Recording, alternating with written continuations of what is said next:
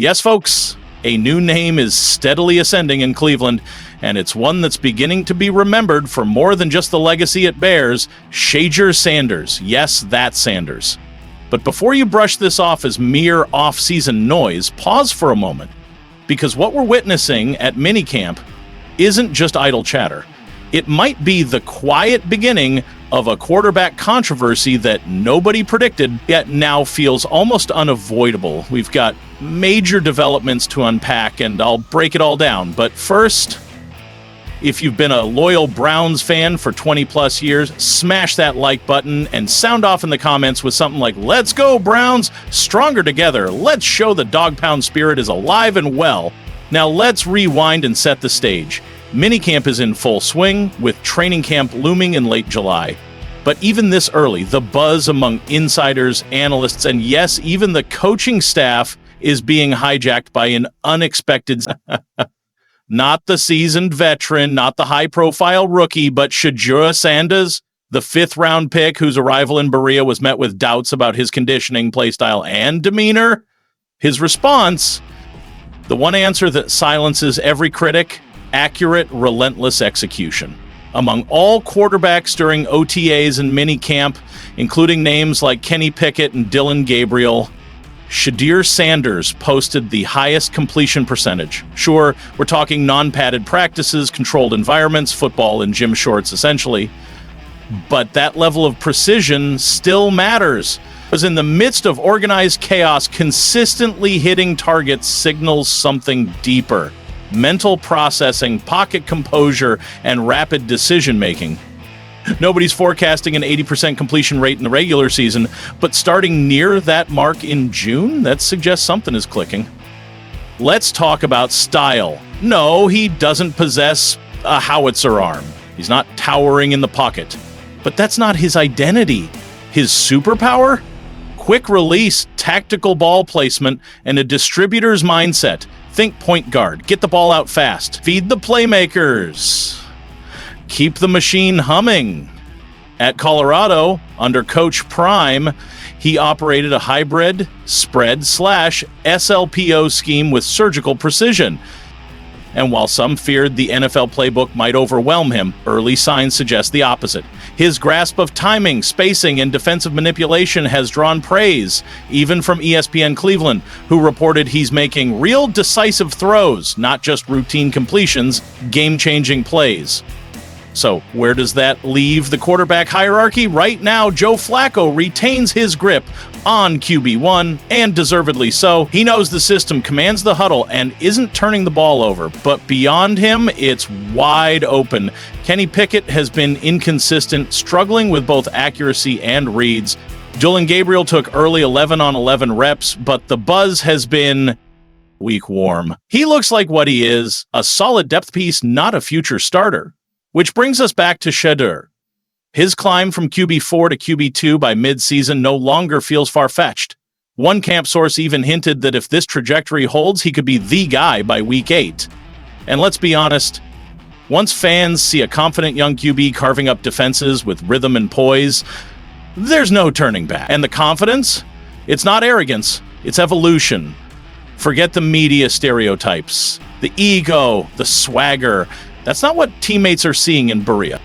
They're seeing focus, growth, fire. This isn't a legacy hire. This is a young man forging his own identity, one throw at a time. Ground game alert. A new era begins. Yes, Nick Chubb has left a massive void, signing with Houston, but the Browns may have struck gold again, and fast. Enter Quinshon Judkins, the dynamic rookie out of Ole Miss who's already being talked about as the frontrunner for RB1 in 2025. From coaches to beat writers, everyone's circling his name. Explosive, visionary, relentless, and right behind him, Dylan Sampson, another young stud who brings juice and shiftiness. Cleveland could be assembling one of the most electric young backfields in the AFC. This isn't just a personnel update, it's a philosophical pivot. Expect Stefanski's system to lean back into ground control, power runs, clock management, and precision passing. That blend of youthful energy in the backfield and timing-based quarterback play could be the formula that finally makes this Browns offense hum again. Hello, everyone! What if I told you the destiny of the 2025 Cleveland Browns isn't confined to a single name or a solitary narrative? What if this season, this very moment in time, stands at a pivotal crossroads, one of those rare inflection points where everything shifts and nothing is certain? I'm not just referring to wins and losses. I'm talking about identity, legacy, the quarterback hierarchy, the defensive throne, and how a lone fifth-round pick and a $16 million zero-cents contract might ultimately dictate the fate of this franchise for the next half-decade. So please, take a moment to smash that subscribe button, like the video, and share your thoughts in the comments. Thank you for your unwavering support. Let's begin with the moment that ignited the internet. Yes, it all started with a dance.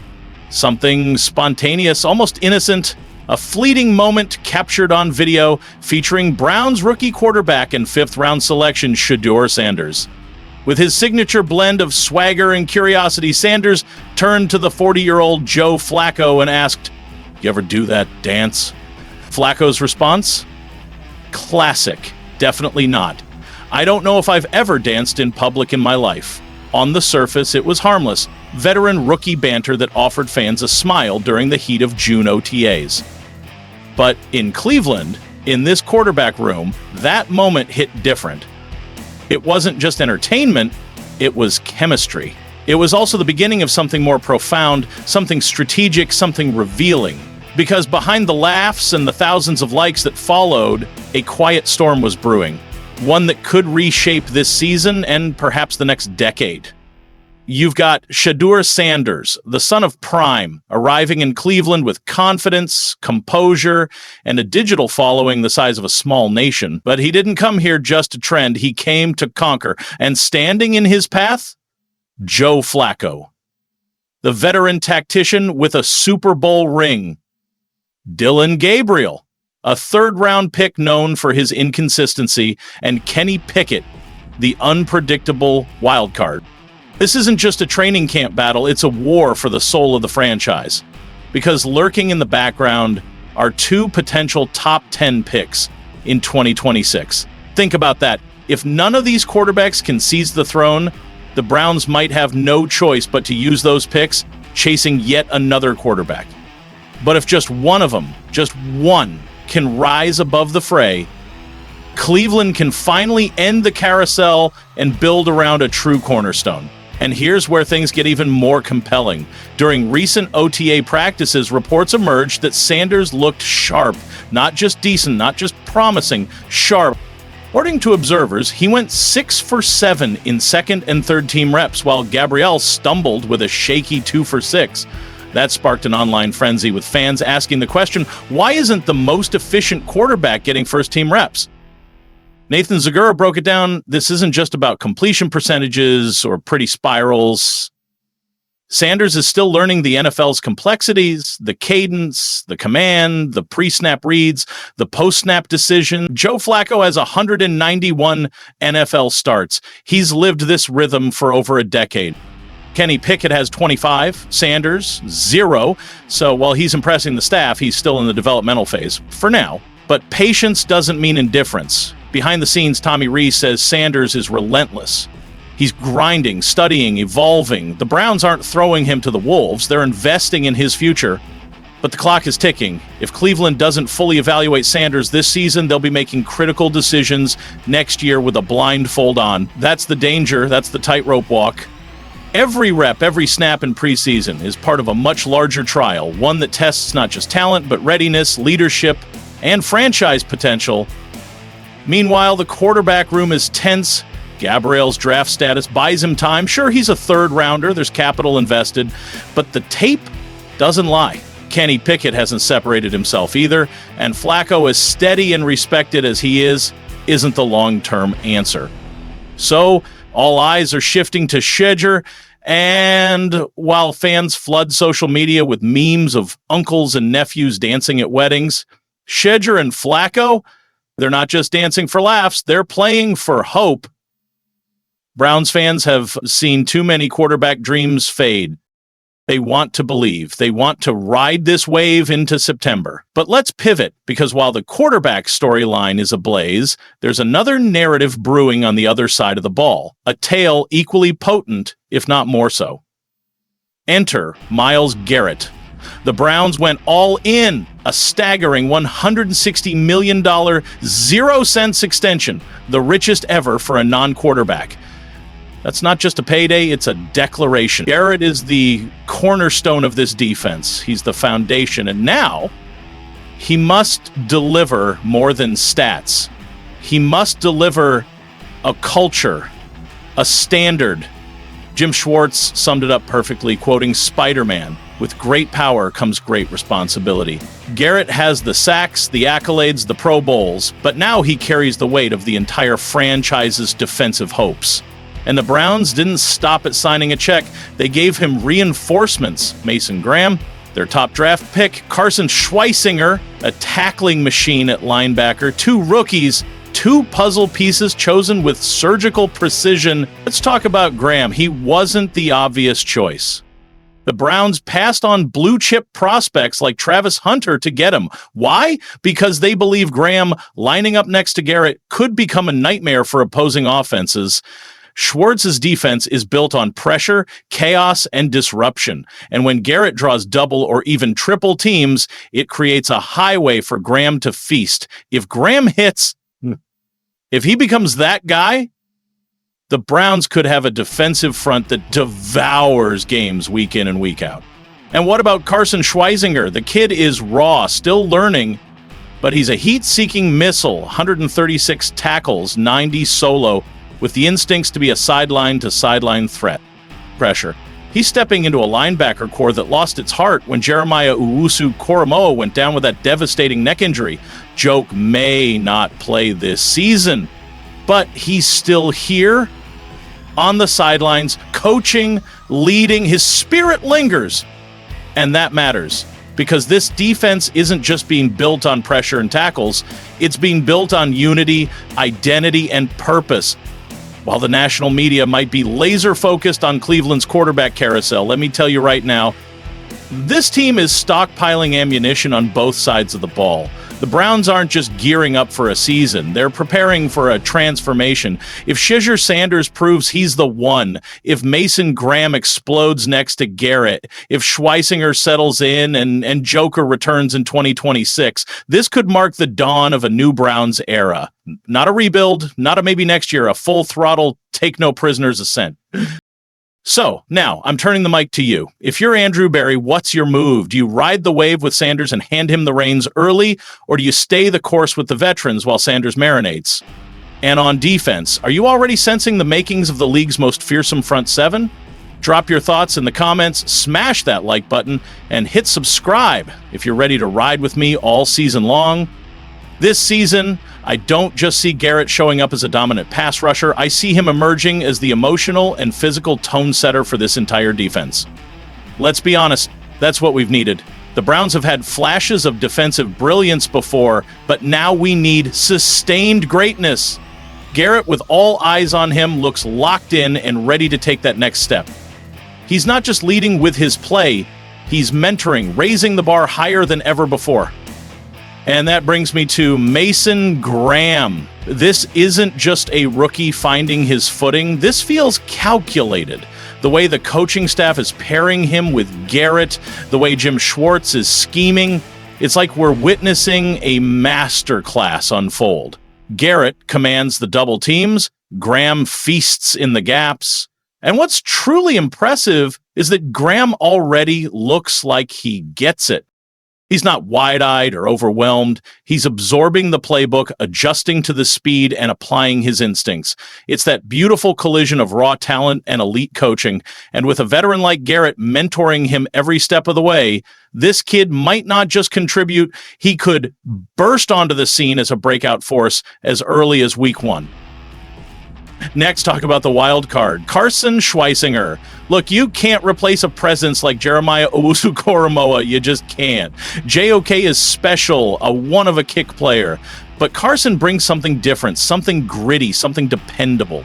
He's got that relentless motor, that old school linebacker toughness.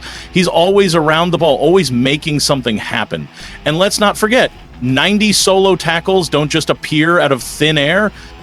That's the result of relentless preparation, film study, and insane field awareness. The coaching staff sees it. The players feel it.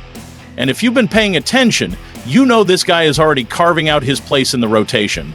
He might not be the loudest voice in the room, but when that whistle blows, he flips a switch. And let me tell you, when a defense has guys like that, guys who show up and grind every single snap, it raises the floor for the entire unit. But here's where it gets even more compelling and, honestly, even more emotional. JOK might not be suiting up just yet, but don't think for 1 second. He's not playing a crucial role from the sidelines to the meeting rooms. He's stepped into a leadership space that's even more powerful. He's inspiring.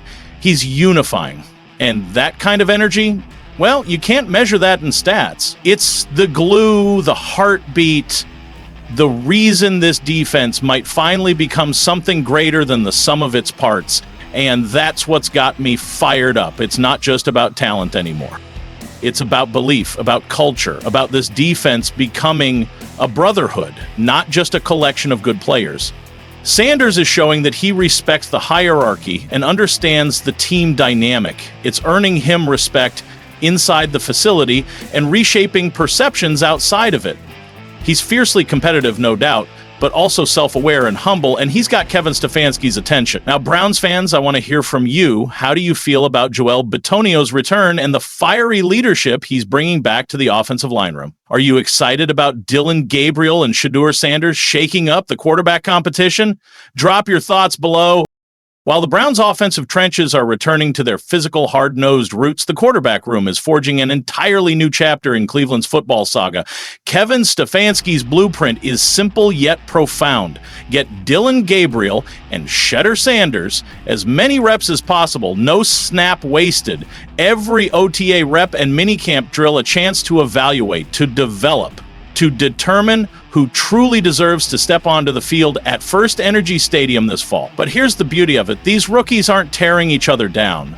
There's respect, mutual curiosity, and a willingness to learn from one another and from the seasoned veterans who've been down this path before. As Stefanski himself put it, they're sponges in the meeting room. That's not just coach speak, it's genuine enthusiasm. While the media might be obsessed with stirring up drama, Stefanski sees something different. A quarterback room filled with young men eager to grow, to absorb every bit of knowledge, to hone their craft. Joe Flacco, Kenny Pickett, and Deshaun Watson each bring a unique brand of experience, and the rookies are soaking it all up. And then came another viral moment. A choreographed handshake between Shedeur Sanders and rookie defensive end Aiden Huntington.